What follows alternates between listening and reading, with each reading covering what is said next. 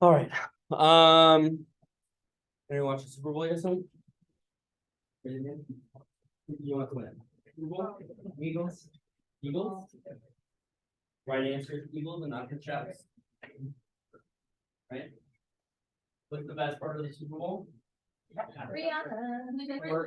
No. No. When it ends. No. Yeah. What's the best part about when it ends? The crowd. It means baseball starting. Let's go. Okay. So now I'll be really annoying for the next 6 months, but you won't. This one, I'll pick baseball over this season. That? I'll pick baseball over this season. This one, awful. Yeah. Okay. What's this? Fault line. Fault line. Fault line. Which fault line? Send it in. That's very good. Has anyone been there? Here right now. We're here now. We're not in the fault right now. Oh, yeah. We are. The fault is in the mountains though. What kind of fault is that? Does anyone know? Slope fault. Okay. Okay, good. So I guess you're all really on top of it. That's very good. Caesar has an announcement about his student help sessions. They will be on Tuesdays from 12 to 12:30, and then again at 3:30 to 4, and then Wednesdays from 1:30 to 2. But I'm around a lot, so if you guys have questions to ask me, I'm usually studying anyways, so yeah. I tend not to make formal solutions, but I've shared with him what I'm looking for. So he can walk you through those concepts. We'll try and have them consistently be on Wednesday. So all of the homework's due on Wednesday. So all of the help sessions come before that. There's no one like to go the day after. Right? That's the assumption. Okay. Question before we start? Okay. So San Andreas fault. Oh. My brother is 19. He's like, are there UFOs now? Oh, yes. So yes, raise your hand if these are UFOs. They're unidentified. They're unidentified, okay. So there's this like in our mind, we like draw this parallel between the word unidentified flying object and little green men in spacecraft. Okay, so they're definitely UFOs. Are they aliens? Yeah. Raise your hand for aliens. I wish. 1 for alien. Is that it? 2 for you're pro alien? Yeah. Okay, pro alien. Raise your hand for pro alien. So you all think aliens have come, and the very first thing that happened is they got shot down by an F-22. Okay, so that doesn't seem very plausible. So what's the reason for these UFOs? Because you will get asked this question. Distraction. So that goes along the conspiracy theory of like the government knows what it's doing. Okay. I think somebody's mapping us out. Okay. Who's mapping this out? I don't know. Somebody will probably not confirm, but. Okay. All right. Anything else? Well, where's the from? Okay. So China is a traditional adversary, right? Okay. Anything else? So it seemed like we saw one, and then we saw a bunch more, right? And so people are like, "Oh, we're under attack," or like they let all the balloons go at once. There's a couple ways to think about how we interpret this type of information. So one, we want to pull back from the idea that there's conspiracy, because the data that's available is publicly available, and in a lot of cases, we can find out exactly what it is. So how does a system that detects objects work? How do we actually know that something's passing over our country? We have people with like spy glasses? No. No. Airspace? Yeah. It's gonna be radar. So in fact, we have radar systems set up all around the country. And the radar systems are really good at detecting things like aircraft, right? That's how you can tell if an aircraft is coming. What about if we found every bird with our radar? Would that be helpful? No. So in fact, they're size dependent. The radar systems that we use filters out data that's too small. But if I fly a balloon over the US, and then everyone gets really upset that a balloon was flown over the US, something like NORAD, which is what is doing these observations, will change the parameters such that they look for smaller things. Now, what happens when a piece of trash that's big, but not too big, gets thrown up in the air. Shut down. We shoot it down, that's correct. So in fact, the reason why you won't hear anything about the Hudson River one is probably because it's trash. That's American. Yes, well, it turns out that if you get everyone on both sides really upset about this over nothing, right? Then they have to respond, they change the parameters, and this is why you see an uptake after the first. But we have, for example, you think about who China is, have spy satellites, right? Now, of course, you do better when you have these large array panels and a balloon. You can get much better resolution images, and they have propellers. They can fly them around. But now that we know what we're looking for, we'll just continue to shoot them. How do they differentiate between like something like that, like versus like it was just a normal thing? I'll show you. So, for example, they can the one that was over Alaska that we helped Canada with was a long cylinder. Gosh, it's a long cylinder. And then people are like, you mean like those stuff that people use at festivals that are just balloon bags? Because if you've ever seen a balloon, like a metallic balloon, sometimes you'll see them in airplane videos at 20,000 feet. They just don't pop yet. So if they're really small, right, they're gonna look like UFOs. They're cylindrical or they're metallic looking, right? When the much easier explanation, probably the right one, is not a UFO. Right? And a UFO from the traditional sense. When you say unidentified, they identify it, right? But if they just spent $80,000 to fly a plane to shoot down a piece of trash, think they're going to tell everyone about that? No. That's the only conspiracy that I'm willing to subscribe to. We love spending money in this country as long as it's not on our people. It helps benefit our lives. It flies planes good and does bang bang. Okay. That's my tirade for the morning. Any other questions, comments? Yeah. Wasn't the reason why they like were when they were able to identify was because like the balloons were also at like a tremendously high altitude, like much further than commercial airlines, so that's why they immediately did what they were. Yeah. I mean, the first ones were spotted by people, right? It's a very big balloon. Look up and like, oh, that's a balloon. They use a telescope. They can see that it had panels on it. That's how a lot of the photos came out first. And we shot it down over the ocean because it left I think several kilometer long debris tail. And if that hits you, then you sue the government. Oops. Yeah, you lose. Right. It's like a spy balloon, and not just a regular whatever. Yeah, that's a very good question. So one thing that you can do, and this is a fun little experiment, okay? So you saw how big the balloon was, okay? And then it has some payload, a box like this, okay? And some solar panels.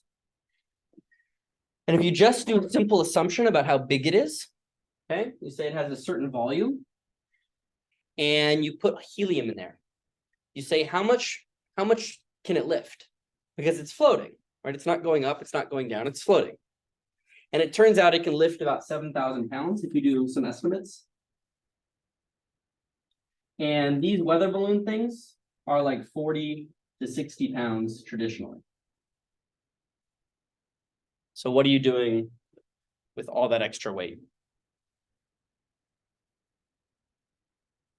And then people looked at the size of the solar panels based on how big the balloon was. And they said that they had, I think, like 8 kilowatts generated by solar power.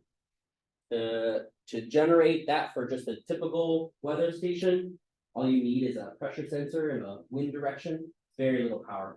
Too much power, too much weight. So it's probably just a big old telescope.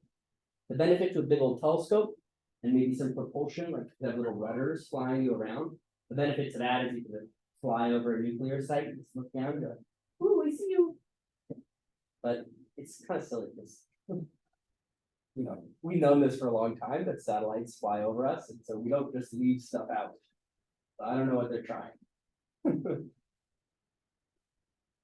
Anyway, there's lots of very intelligent people that you won't hear about on whatever the trending topic is on Snapchat, because the virality of what catches people attention is always boring, right? This is boring. Whereas like UFOs, that's really cool. spy balloon, he's gonna kill us, right? That's forming. Okay. One thing that was also cool happened this weekend, anyone see this? What? Yesterday, so this is an image that happened yesterday, so we have a planetary defense team all around the world. And what they do is they look for small things that might hit us. And this is the 7th object that they've seen before it hits us. Normally they hit us and we have to work backwards to figure out where it came from. This one they said it knew exactly where it would land. They said it's gonna land like roughly between France and England. And they said, go and look. And tons of people went to go look and they got really cool images and videos. This version right here, it's a long exposure. So it comes in from the left-hand side, this gets really, really hot and then goes back out here. What is happening again here? What's the process? Isn't it falling apart? Yeah, it is falling apart as it comes in. There's another word for what the surface is doing. Yeah. It's heating up and then it melts. Yeah, very good, very good. So the outer layer is melting and catching fire, and that's why we see it. So how big was this object? Grain of sand. So somewhere between 1 kilometer and a grain of sand. It was grain of sand, wouldn't it? Because, like, not get that far. Yeah, so a grain of sand is much shorter typically. It'd be like this big on the sky. Maybe a grain of rice. A grain of rice. So bigger than a grain of rice, but much smaller than a kilometer. Remember, how big is the crater for something that impacts? 10 times. So if it was kilometer size, you'd have a 10 kilometer crater, and that would make a little bit more news. Right? Because that would destroy like Paris. Gone. Maybe something like this. One of these. Okay, all right, so that would be maybe this big.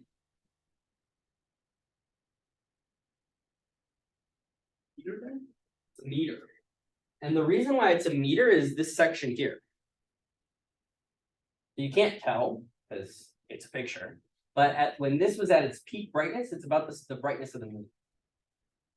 So what's happening here is as it comes in, it's heating up, it's melting, and then the inside is actually making, like, breaking up, exposing more surface area, and all of that is catching fire. And so it fully burnt up here, and all the individual fragments then slowed down and fell harmlessly. Okay. Now, would you prefer to get hit in the head with a rock or a snowball? Raise your hand for a rock. That means snowbirds too. I know, but I'm gonna throw it. We're not down, not down. Okay, so I take a snowball and I just lightly pack it, and then I take a rock. Raise your hand if you want the snowball or the rock. Snowball? Okay, almost everyone wants snowball. Anyone want rock? Okay, just David. All right, we'll talk about that later. So of course, the density of the material that's incoming is really important, right? Because if it's an asteroid, which is essentially rock, then it's going to be harder to break up. If it's a snowball, which is like what a comet is, very porous material, when they impact, they're going to melt more easily. And we'll talk about this when we talk about impact cratering today. Okay. Okay. What's that? Impact. Impact crater, correct. Where? Which planet? Earth. Mercury. Earth? Okay, I hear Earth. You hear Mercury? I think it's Earth. It's Earth. It is Earth. Where on Earth is it? Somewhere cold. Somewhere cold, very good. Canada, I heard that. This is Canada. Canadian. Where's this taken from? Which one? This is the ISS. They flew by it on Saturday. And this is the same image. If you go back to Wednesday's lecture, the same image, but this is an updated version of it. So this is a 250 million year old crater that lives in Canada. Kind of cool. Okay. And then as promised, we talked about the moon being geologically dead. The last remnants of human beings will be our impact on the moon itself. Because even this right here, when we step, there is no wind to blow away its footprints. And so here is all of the locations that we landed. Apollo 11, 12, There's no 13. Oh, that's weird. What happened to Apollo 13? Got it. We don't talk about her. That's a great film. Apollo 13? Tom Hanks? Has ever seen Apollo 13? Really? Fourth come. Okay, that's your homework for tonight. No homework for Wednesday. No, you really do have to do homework. Okay. Apollo 13 didn't land. Apollo 14, 15, 16, 17. My favorite part about this, we're talking about the US government loving to fund things that blow people up. We have 2 more rockets. We had 18 and 19. And the Congress was like, people aren't really interested in it anymore. Don't fly them. So we built the rockets, they were ready to go, we had crews, and they just got nothing. So we beat the Russians, we're done. Cool, thanks. Wait, Yeah. So, okay, this is maybe stupid, but you said that the footprint will be there forever. Yeah. Aren't there solar winds? So there's solar winds, Is yeah, that actually wind? but it's not the wind that you think of, it's very low density. Oh. So the sun is throwing off electrons and protons and helium atoms. But think about how big this footprint is in comparison to all of those particles. So for example, if I just take a square centimeter here in the footprint, okay, then I'm getting a lot of electrons and protons and everything else. But the material itself is essentially rock, right? It's like this nice soft rock material. And rock's harder than those things. If it was like water, then that would blow it away because the molecules are similar size and mass. Okay. And the density, of course, of water much higher than the density of electrons. Okay, those are all the places. Notice they're all on the near side. When I say near side and far side, as we'll talk about today with phases of the moon, far side of the moon is not the dark side of the moon. Far side of the moon. Oh gosh, where'd they go? All right. Well, there was little moons. I forgot to pull them out. So the near side is the side close. Far side is the side I can't see. Right? But it could be daylit from this side. Right? See the difference?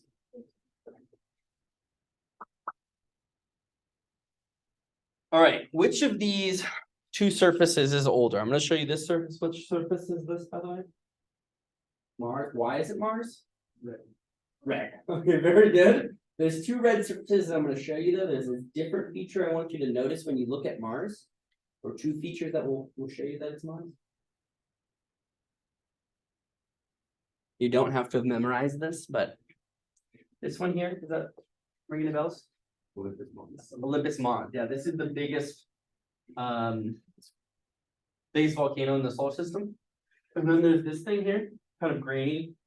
That's Valles Marineris. This is the largest canyon in the solar system.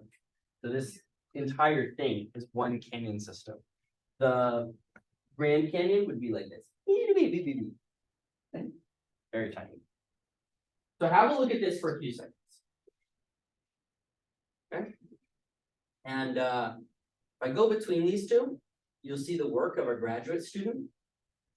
So this is a graduate student who went through and counted every single crater on Mars to the resolution of the instrument. Did we say what it is?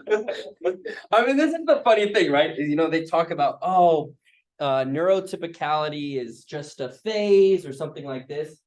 And then you have to think, well, no, at some point there was like monasteries with monks whose whole job was just to transcribe letters, right? They loved doing it, right? And so maybe this idea of neurotypicality is not so new, right? It might be just how humans are. And so maybe he really enjoyed this. I personally would not. This would drive me crazy, but this was his PhD. The PhD, it's just counting them. Yeah. Well, you have to create, rules. You don't just put dots wherever you want, right? How do you, this is kind of squished looking, and this one's a big one, that gets 1, right? Yeah, yeah, do that. Okay, so when you look at this surface, where are the young parts of the surface? I have a vote for more red, darker red. Right? I have a vote for more gray. Is the gray the greater? Okay, so the red dots are the individual locations of a crater. The places where there's more dots mean places where there's more craters. Okay, so why don't you turn to a partner right now and try to find someone who disagrees with you and convince them. I think red is no,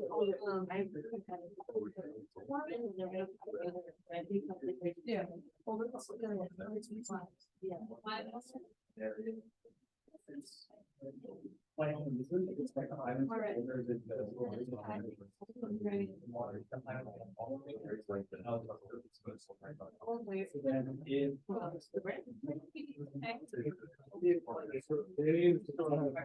Yeah.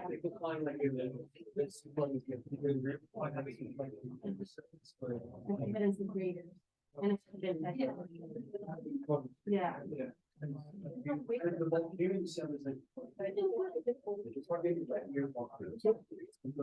That's what we got. Okay, you ready? So raise your hand if the red part is older. Okay, raise your hand if the gray part. Okay. So, someone want to defend their argumentation? Yeah. So we figured that the reds are the uncovered craters.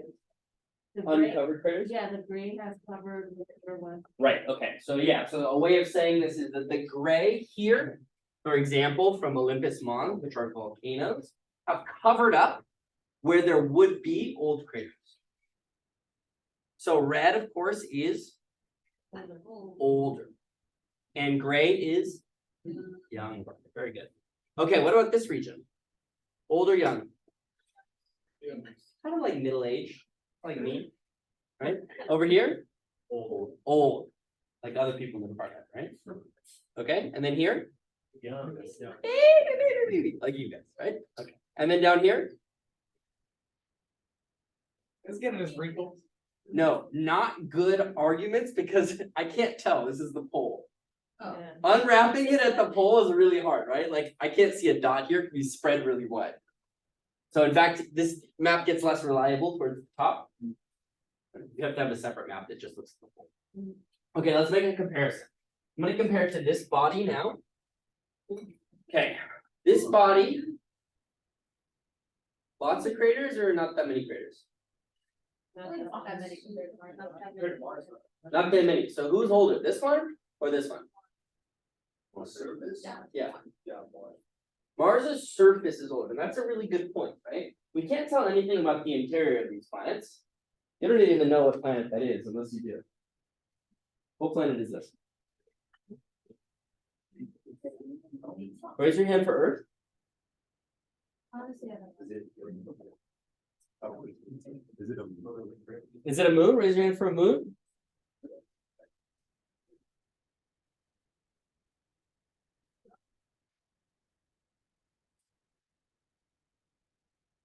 Yeah, did I fuck with the color scheme on purpose? Do you see any features that you recognize? Is that Florida? Oh. Well, Right in the middle.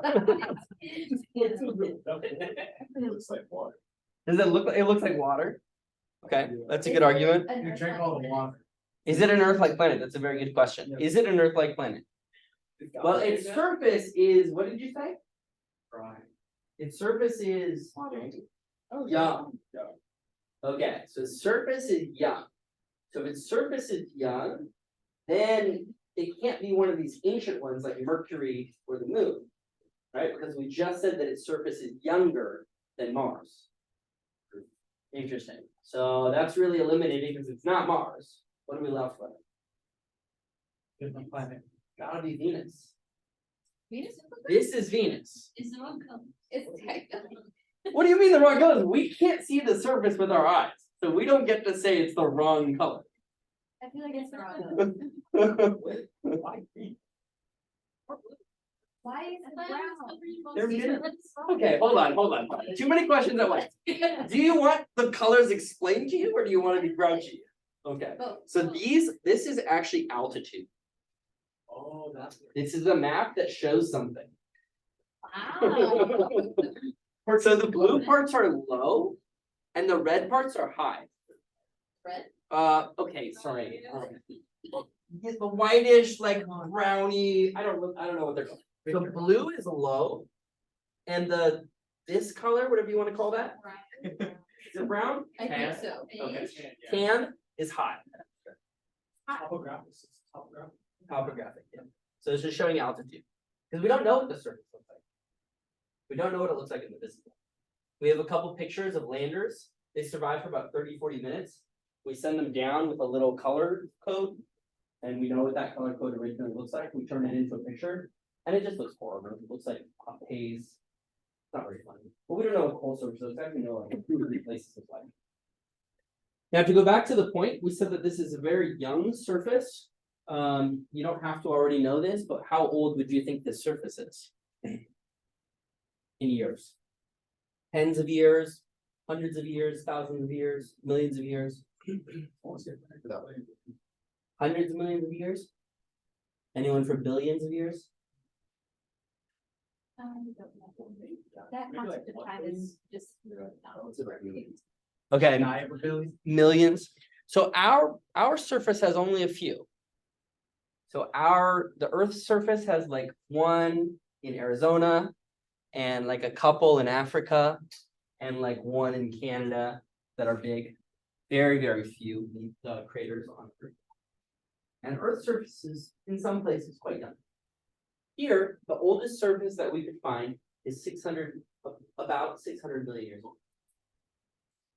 And there is no evidence of any surface before that. Which has led people to propose something really fascinating, which is called a cataclysmic overturn theory. That the inside is hot, the outside is cold. The heat can't get out. What happens is the whole surface eventually gets really thin and melts catastrophically. And the whole planet becomes magma again. And you restart every 600 or 800 million years. It's kind of cool. We'll talk about that when we talk about tectonics in a few seconds. Okay. So if you go between the two, how old is this surface? It's fairly new. You don't know this already, but it's about 3 billion years old. Whereas this stuff over here is like 4 or 5 billion years old. Not 5, 4.5 billion years old. Okay. You don't have to internalize that. I'm just telling you. Okay. And the impacting surface is really important. It changes, it distorts the impact crater itself. So here's 3 different impact craters we see on Mars. There's a standard crater, and it looks like a bowl. You could have a little cereal out of it, right? Who put smoke in first? Okay, good. All right, what's the second one? So this is impacting into rock, melting the rock, making a nice bowl for your cereal. What happened here? Yeah, maybe the surface melted a little bit. That's a good idea. Anything else? Okay, that would be like the responding part of the other one. Yeah, this one here is 1 kilometer. So you're right. This is 10 times larger, so it'll have more energy in the impactor, right? Is it the more energy, like the more destroyed we get? Yeah, so more energy is going to change the impact conditions, but also it depends on what you smack into. So you see here that it looks like, see how this ejecta is like gloopy? Yeah. It's because it was gloopy. So this is an icy substrate. When it melted, it flung it out like mud, as opposed to flinging it out like rocks. Does that make sense? And then over here, what happened? This is even bigger, that's 20. Like magma seep through and like fill it up. Yeah, not quite, still an icy, this is an icy substrate, but it's so big that it became eroded. Walls fall down. And they disappear. So the one, deeper? this one may have originally been deeper, but it isn't now. And this would be an eroded crater into an icy location. So you melt the area, and then the walls just fall down. Okay. What's this? Crop circle. Is it aliens? And It came from outer space, but it's not aliens. Big rock. What is this? A what? Looks like it kind of levels. Yeah, I mean, it's a very granulated photo. I apologize now that I see it. Yeah, but does anyone know where that is? What it is? It's in a forest. Very good. Yeah, yeah. Really getting down to the brass tacks. Inside of a forest. Okay, these are trees. Good, and there's no trees there. this ground is it too hard? And the ground's too hard. So this is what happened in a place called Tunguska. And they went and they saw all of the trees were laying down, taking a very permanent nap. Okay. A very permanent nap for all the trees in that area. What happened? Something going on the sky. A bomb. A bomb could have gone off, right? But this is in black and white, so bombs were not that big then. Eruption of some sort. Let's go back and have a look at this picture. Is it a crater? No, but it is an impact cratering section, unless I arbitrarily switch to something else. Is it like a man-made thing, like maybe like a rocket? Okay, so like the burn scar of a rocket. I like the idea of a burn scar, but this is still, oops, here. Fine. This is still in the 1800s.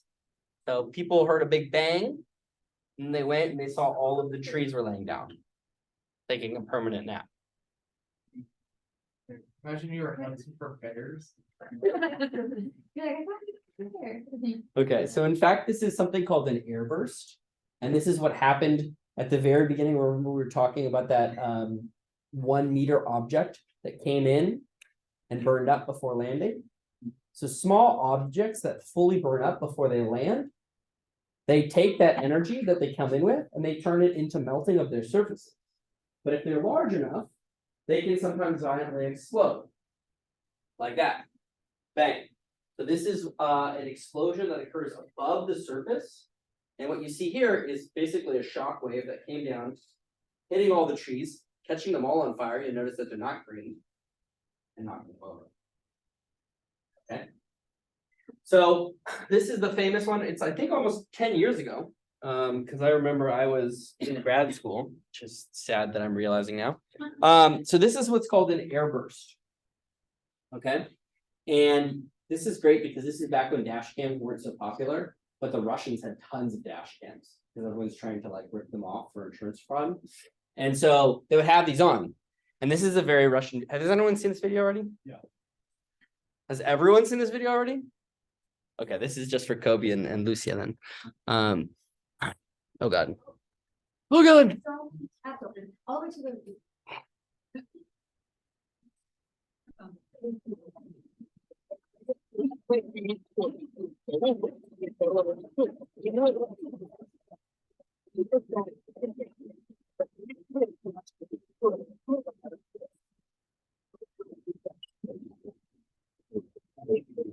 One month. And that's right enough that the camera is fully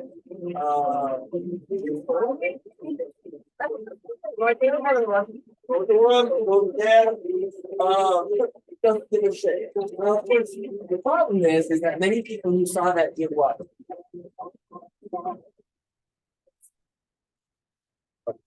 He kept driving. He's far enough away that didn't matter. But people that were very close, yeah, they went to go look. Why do you not want to do that? Because if you're inside and there is a blast, that blast is going to kick the glass into your face.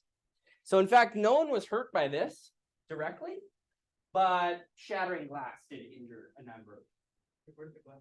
Like, is it from the building? Sorry. Yeah. So like, let's say you're inside, you're waking up, you're having your coffee or something, and you see like a bright light, you, oh, that's cool. And then you're standing in front of the glass and the glass goes, right? Is it, Yes. That is when the shock wave hits, breaks the glass in the face. but like, you couldn't hear it fall. What do you mean? like, as it was coming down, I would imagine there'd be like a high pitched noise. Is it far away? Wouldn't there have been like a? Really close. Yeah, so this is the great part, right? Is it's really hard to tell here.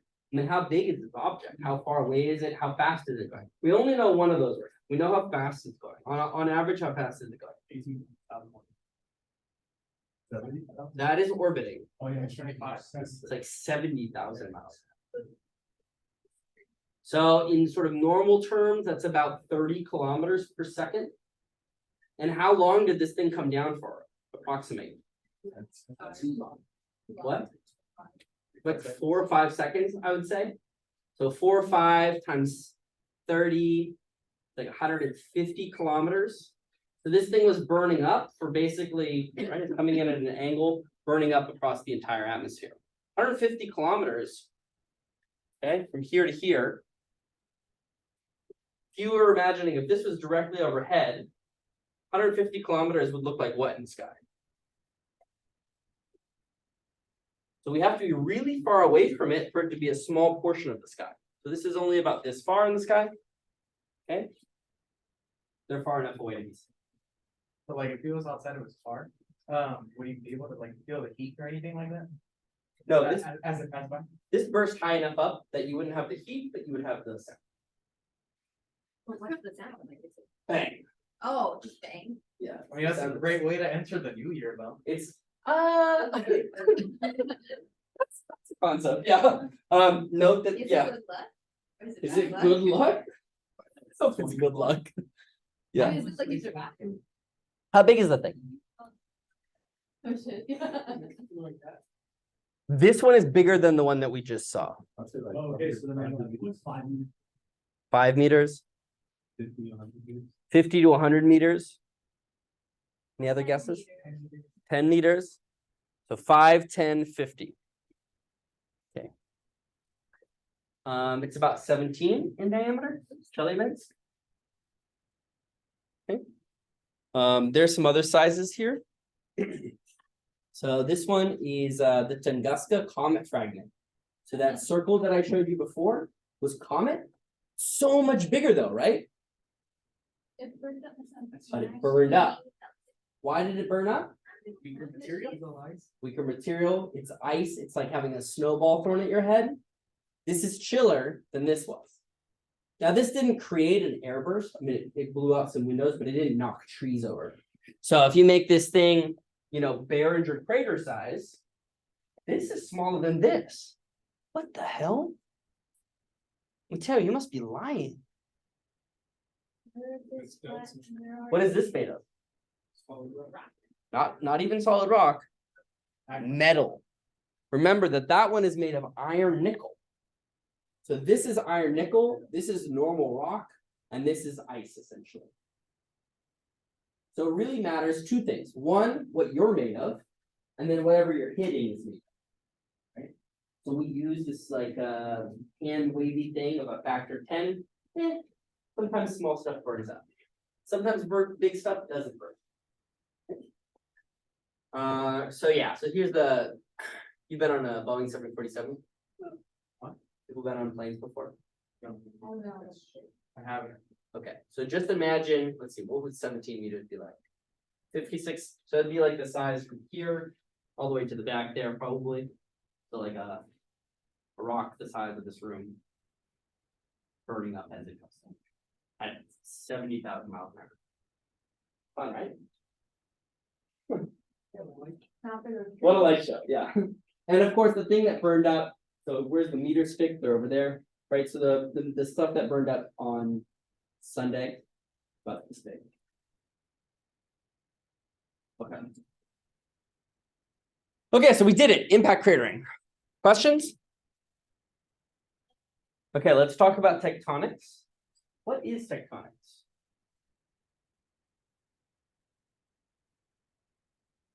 Rocks. Plates, I heard the word plates.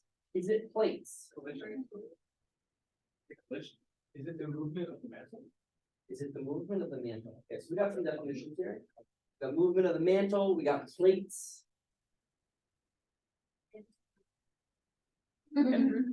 So in fact, it's the disruption of a planet's surface Because of internal stresses. Okay? So what are we talking about here? So a lot of people think plates because they hear the word plate tectonics, but it's not required. So you can have two different types of tectonics. You can have compressional, and you can have extension. Generally, you can have slips, but we're not going to talk about those in detail. And what you're having here is underneath. So remember, this is cold, and this is hot. Hot is down here, and it wants to go up, just like all hot things rise, right? Take a balloon, you heat it up, it wants to go up. So this is hot magma wanting to rise. But then it cools off, and it needs to go somewhere because it's being pushed by other stuff, so it moves over. And it's cold now, so it sinks. And this is called convection. And we'll talk about this in more detail when we talk about the planetary atmosphere. But you'll notice that it pushes, depending on the direction of the arrows, it pushes the crust together as it's in contact with the crust and it's forcing it into one another. So here you have mountains and here you have rifts. This is called the Appalachian Mountains. You know where those are in the US? Appalachia. And then you probably don't know where the Sirianus Valley on Mars is, but there are there. They're long ridges. Okay. So in order to have convection of the mantle, you need to have heat in there. You don't have heat inside, you can't have any convection because the heat isn't trying to escape. So you require a warm interior. And tectonics can be global or they can be local, right? Sometimes the crust just wants to move locally. Okay. And we think plate tectonics is completely unique to the Earth. We do not see evidence for plate tectonics anywhere else in the solar system. Okay? Is it on other planets outside the solar system? Well, we don't know. Oh. Planets outside the solar system, we don't have any pictures of in any sort of resolution to tell you there are plates. Can you explain the differences again, Sure. please? Sorry. Okay. So here, heat rises. Let's follow these arrows. As it rises, it cools. It's transferring its heat to its nearby neighbors and specifically to the crust. Okay, so it brings this hot up to here, melts the bottom of the crust, makes the crust nice and pliable, like sticky pudding. Okay, and then it's cooled down, but it's still getting pushed from stuff below. So it needs to get out of the way. So this has to either go left or right. You choose your adventure. Okay, and it pulls on the crust that it just melted with, and it pulls apart the crust here in rifts. These are parallel lines along the direction of the rift. Okay. Similarly, here I have one going this way and one going this way, crashing into each other, and then they make a mountain. So it's a set of ridges like that. And if you look here, right, these are mountains. Typically, you think about mountains as having like, here's my really good art. Okay. So you might think about mountains as being like this.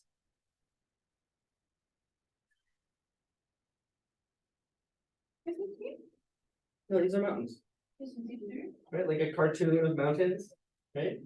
When the reality is, if you look from above, they're like a line. If you look at the LA area, Southern California area, right?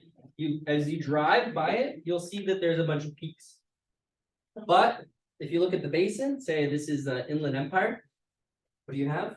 You have all of the Inland Empire here, and then you have a giant mountain range. You have the 15, then you have a giant mountain range, right? And that mountain range is more or less oriented like that. Looking from above. I know I'm a really bad drawer, I'm sorry. Okay. So how can rock be bent, squished, cracked, stretched, heat and time? Yeah, it's all possible if you just wait long. So rocks will end up acting like liquids if you just wait. How long do I have to wait? Millions of years. I don't think I would be able to relate that one. So the time scale of the stresses is really important. Has anyone ever played with silly putty? So it's like hard, right? But then you like squeeze it, and the way that you squeeze it changes how much it forms. So if you think about the crust itself changing on, say, a short time scale, that's gonna lead to cracks and breaks. That's gonna be brittle movement versus really, really long ones are gonna flow and bend. Okay, so mountains are gonna sort of pile up very, very slowly perhaps, and maybe the mountains are gonna look more luxurious than if they sort of cataclysmically hit each other and it breaks all at once. That's what I said. It depends on temperature. So if I can heat up the rocks, you saw that video of the volcano, right? They'll flow very easily. They're very low temperature, then they're gonna break and crack. Right? This clear? Now on the Earth, we saw this already. This is a slip fault. Where is this? You're looking at?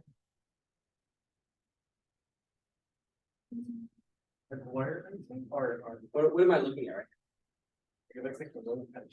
Yeah, the road shifted. So this is the original location of the road, or that's the original location of the road, and now it goes like that. That's the location of a fault in Turkey. And so what you see here is that it shifted by like measurable amount, almost a meter. That's the same fault that caused the earthquake. Well, one of many. The most recent big one. Yeah, no, this is one of many faults. Oh. There's lots and lots of faults. So when you look at something like this, you have these valleys in here. And a single fault line, we might generally talk about it like the San Andreas fault, but it's a system of complex locations where you have shear. Okay. So not all tectonics is plate. In fact, we think that the plate tectonics that exists on Earth is unique to Earth due to the fact that the crust is hydrated. And when I say hydrated, I literally mean hydrated. The presence of water in the crust changes the composition, mineral composition, and therefore changes the density. On the top, you see plate tectonics. Here's the modern view. A fun thing to keep in mind is that when my mom went to school, plate tectonics were not a theory. They did not know what these were. So even though we all sort of, plate tectonics, like this is a relatively new thing. And when I show you a picture of the Earth, you're gonna say that's so funny because obviously.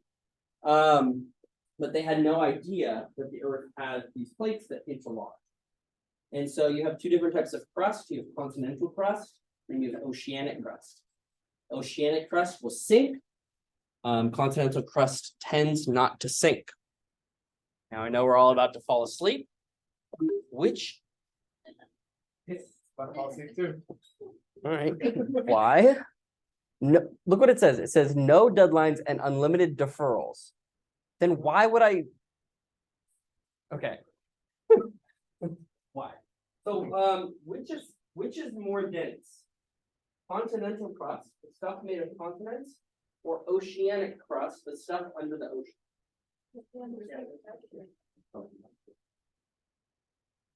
Raise your hands for which one is more dense. Continental crust? More dense? Oceanic crust. But isn't if it's more hydrated at the bottom, wouldn't that be more able to move around? Not what density means. We're just thinking about which one is denser.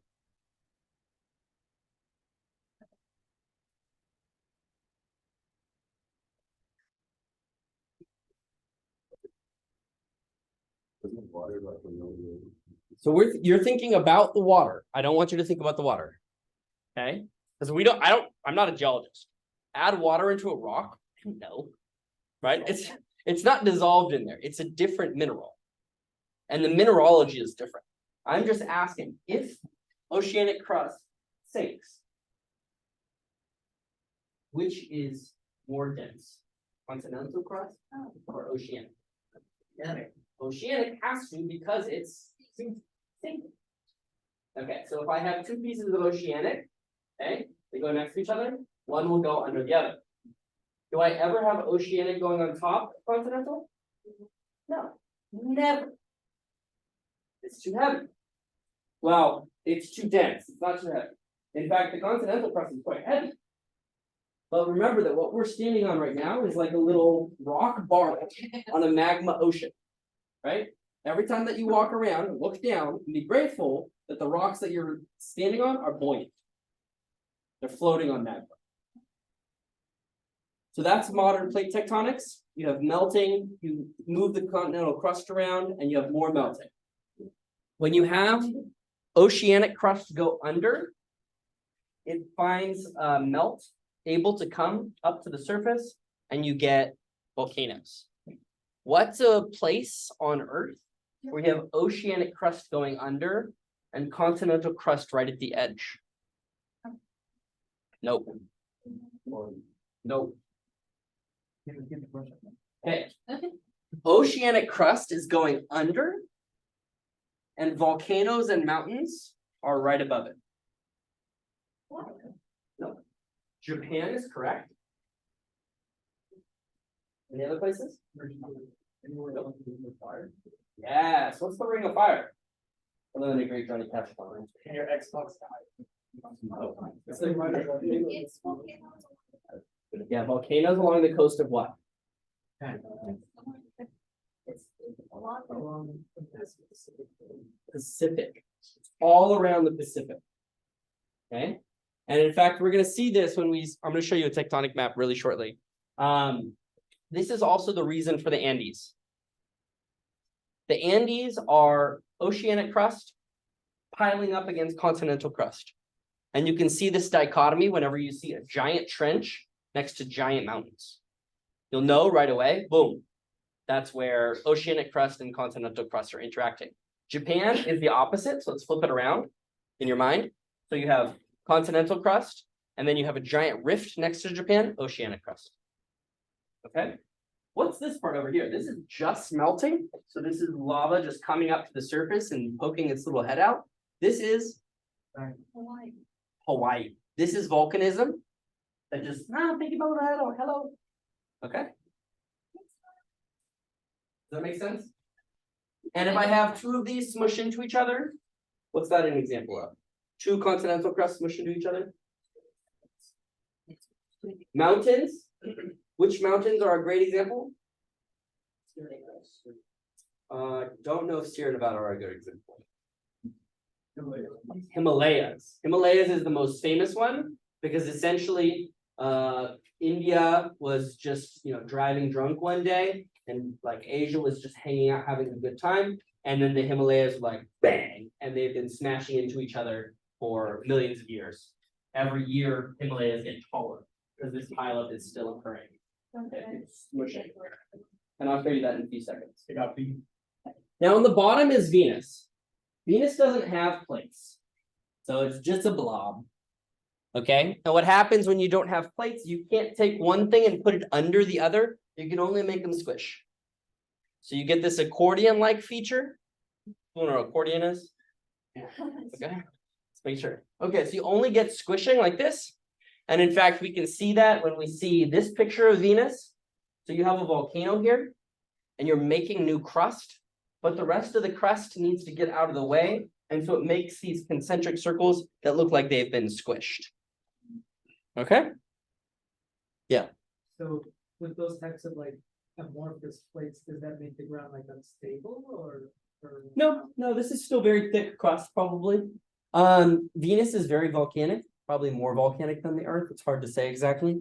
But that's simply due to the fact that it's very similar in size to us, but it doesn't have a good way to get rid of the interior heat without catastrophic overturn. Right? One thing that's really nice about the Earth, as you subduct a plate, you can recycle that material. You can get rid of it, right? So you have these places for heat to come out. Okay, so there was a question about this a little while ago, and I'm glad to finally come back to it.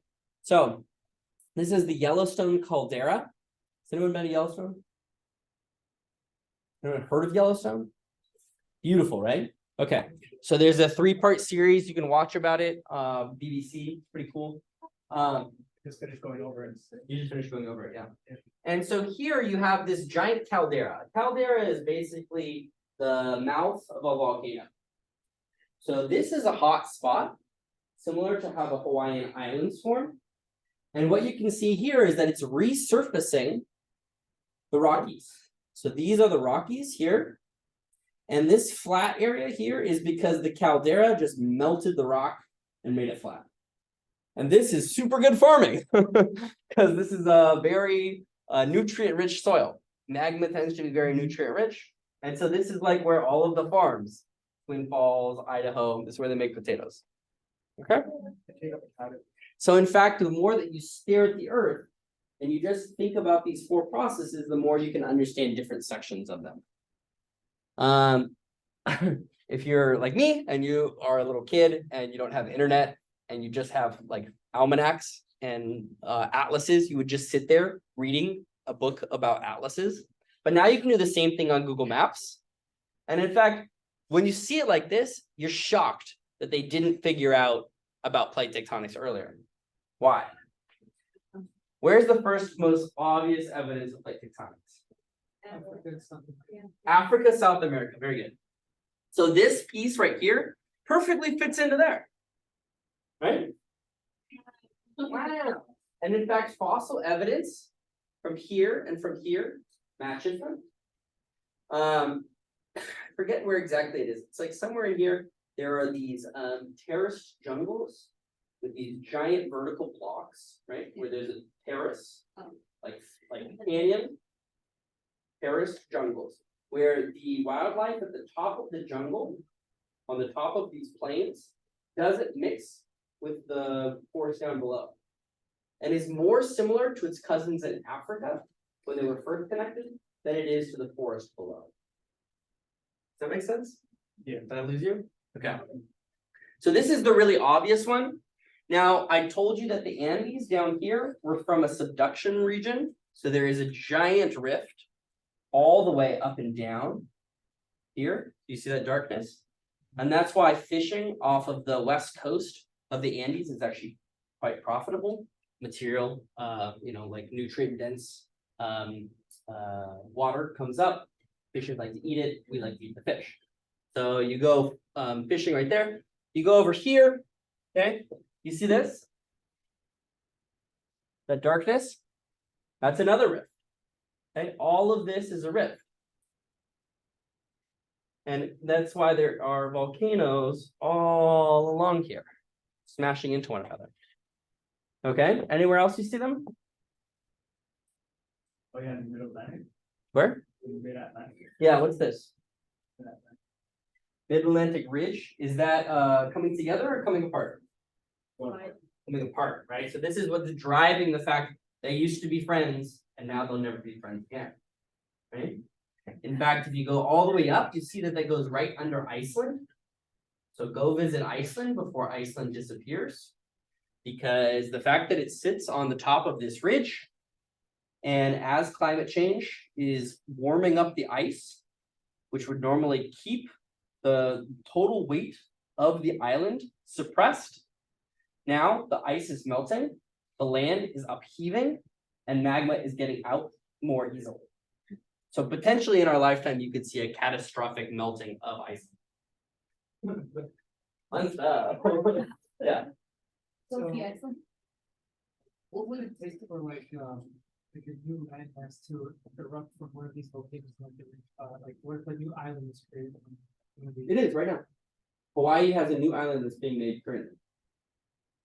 How big is the island? It's like 3 feet across, but it's mostly underwater, that's just so cool.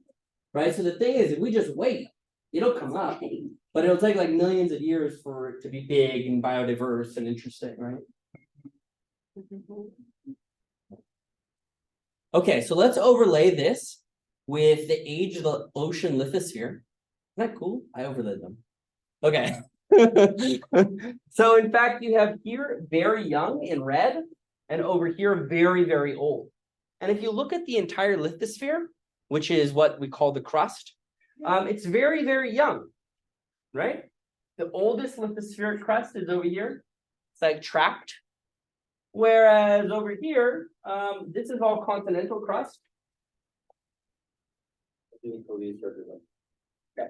And this material here is brand new. Right, so. Just said defer. Making sure. Okay. All right, so here what you see, these crustal beacons here, that follows exactly, right? You see that? So that's not very surprising, but in fact, you can see them in places that weren't so obvious, right? Oh, it's right there as well. So you don't need this really detailed map to pick this out if you're in Google Maps. You just need a little helping eye. And in fact, you can see plate boundaries as well. Okay, so here's Turkey for people who haven't memorized the map. There is a crust, there is a plate here, and there's the Arabian plate coming up into it. And as it comes up into it, it pushes this other plate out of the way. So you have 3 plates that are basically coming 1, 2, 3. And this is another version of it. So this is how complicated the plates are. I found this paper published last year. 2022. So this is the most updated plate map that we have because we really don't know. There is no like Wikipedia that we just talked to God about. It's like, oh yeah, that's correct. That's the plate, right? We have to figure out how these plates break up with time. So this is the Nazca plate here on the left-hand side, smashing into the South American plate, making the Andes. So that's responsible for the Andes. The direction of these blue arrows shows the place of subduction or compression. So in fact, here you have a slip fault through California. California is heading off to go join its best friend Alaska. So it's going to go way up there because you see this red region here? This is compression into Alaska. That's how you get things like Denali, the Empress Seamounts up there. And over here on the left-hand side, you have this one moving like this, and this one is crushing this way. That's why you have Appalachians right in here. You see that? Okay. What other places can we explain really quickly? Oh yeah, here's India going absolutely bonkers. Just smushing, just doing a big old smush, making all of the Himalayas right here. So flat jungle, mountains. Okay. Africa, mostly doing its own thing, having a really good time. And then maybe we're gonna break you in half. We don't really like you. So there is what's called the Great Rift Valley in this section here, which is Africa is going to split apart down the middle, not middle, but down this section, north-south. And you can see already that there are large areas that are rifty. When we say rift, it's just like not a valley because it's not really the right word for it. Eurasian plate's got a lot going on with it. Well, this is fun, do I need to point out?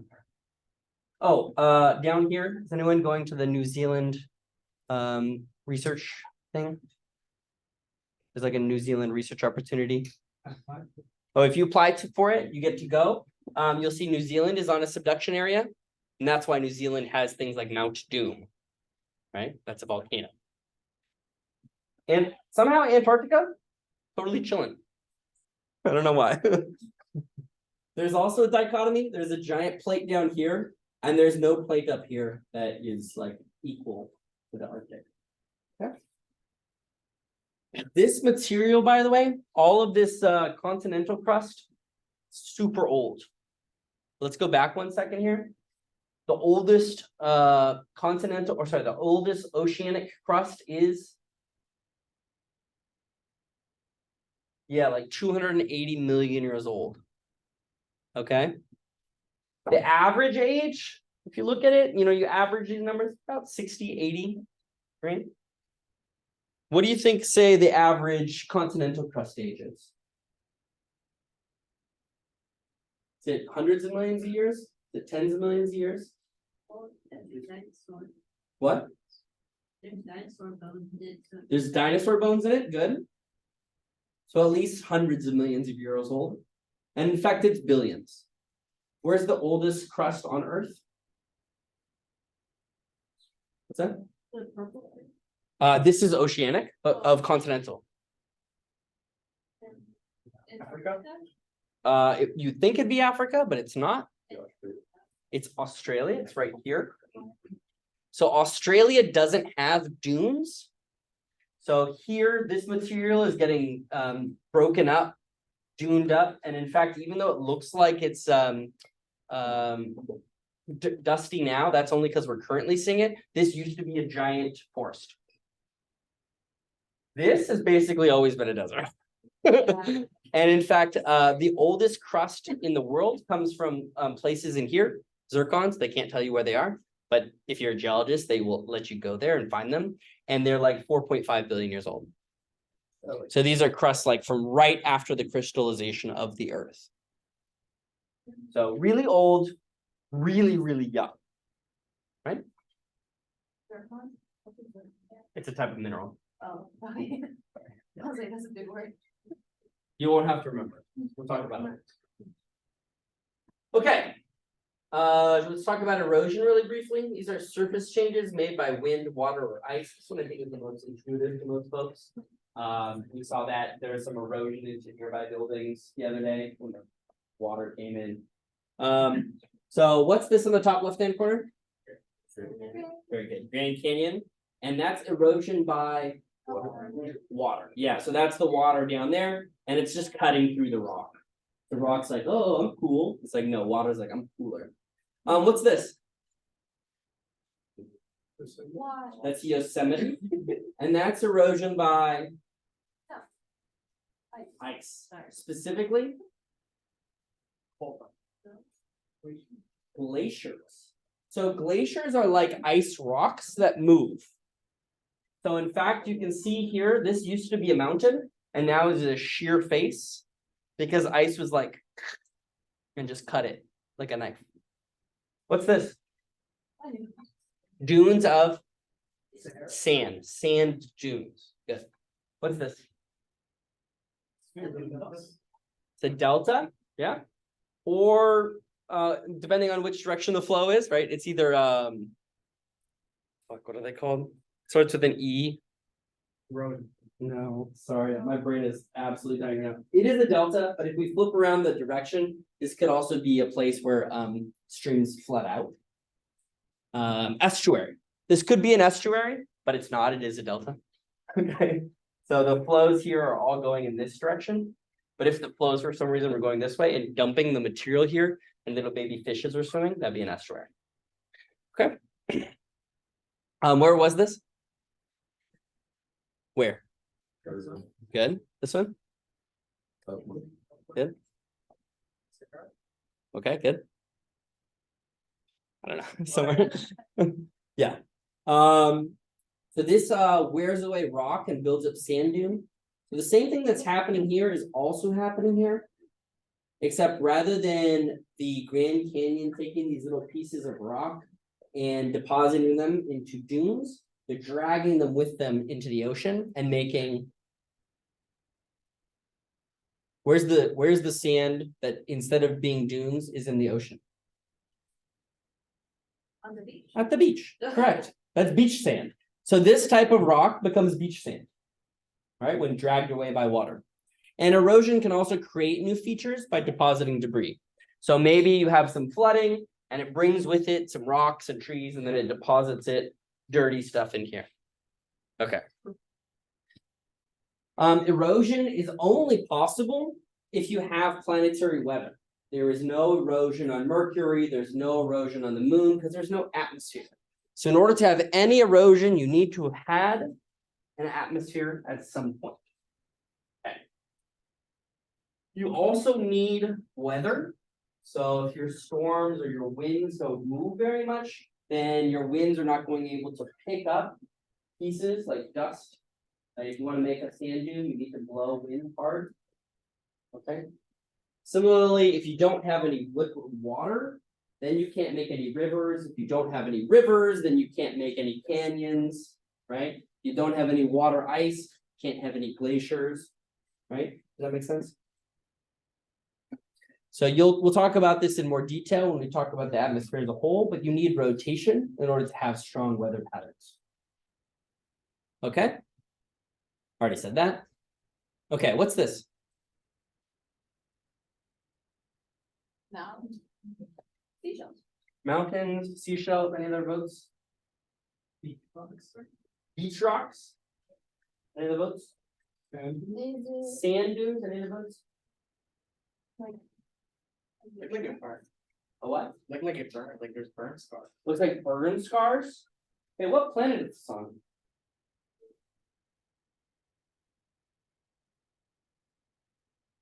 It's on Earth. You said that. Is it Earth? Raise your hand for Earth. Okay, would you be surprised if it wasn't the Earth? No. Which planet is it? It's Mars. What are these things? Tattoos. These are not tattoos, but I do have a friend who got this tattooed. Oh my Yeah. God. Oh. I'm not surprised. And God, you're. These are aliens? Yeah, these are like tendrils of the aliens' arms, right? Yeah, that's what we want to believe. What is it really? Fire? You think there's fire here on the surface created by the aliens? In fact, this phenomenon happens on the Earth as well. But of course, I threw it in here. It's Oh. fun. Like the aurora? Like that? The sand. These are dunes. You could climb up this dune and you could ski down the other side like we do on Earth. This Cool. You can is sounded by erosion, by wind. Yeah, this is definitely made by wind, right? You can tell because it's scalloped. It looks like a dune. It is a dune. One. But what's the dark stuff? What is this? Is it middle? You ready? Making me Excited? angry. Huh? They're dust devils. They're little tornadoes that go on the surface and disturb. So this is the path of the tornado, essentially. And it just slightly disturbs the mineral composition so that it looks totally different. Yeah. And they look like that. That's a picture that we got of one from above. So that is the dust devil itself, and that's the shadow that it makes. How does Like it cool. leave a shadow? It's illuminated from the left. The sun's over here, right? And then it's like coming down, and this is like dense, and so it leaves a shadow. Okay. So when we're looking at the black part, is that date itself or the? No, that's like the path that it went, Oh. and it like stirred up the dust. Ah, okay, okay. Right, so if I go back here, this is like it's stirring up the dust. Moving it around. Okay, Why is the dust that color? why is the dust that color? We'll get to that when we talk about oxidation. Okay, last one. What is this? Pitchweed. What? It's Earth, good. And what is it? It's a sand dune, good. Yeah, sand dunes like Arizona or something. Yeah, there's definitely sand dunes in places that there are deserts. Is it that? Where is this one? That belt. Arizona, Death Valley. Where? Gobi Desert. That's in China. Any other ones? No one likes Sahara for this. Too obvious, or did someone take Sahara? No, too obvious. Where? Diamonds, Where's that? like the border between California and Arizona. No. South America? South America? No. What's this? These are the Rocky Mountains. Utah. This is Great Dunes National Park. So these are like 70, 80 story dunes. So you can walk up to these. These are like 800 feet dunes. So you can't see it here, but these are massive, massive. And they're dunes. So they don't have footpaths. You have to like walk up them. Sucks. What's all that sand doing in Colorado? What? Chill. Hanging out, okay, not quite hanging out, that's incorrect. Is it eroded from the green thing? Let's go back here. Oh, the wind. Yes, the wind. So if we look, oh, I wish this was higher res. I'll do this for the next one. So there's a giant desert here, and then a giant mountain range. And if you imagine wind blowing from west to east, which is the prevailing direction of wind in that region, it piles dirt up at the base of the Rocky Mountains. Dirt, dust. Okay, I'm running out of time here, and we're gonna do a lab. So why don't we take like a 5 to 15 minute bio break, and we'll do phases of the moon. That sound good? Any questions? Okay.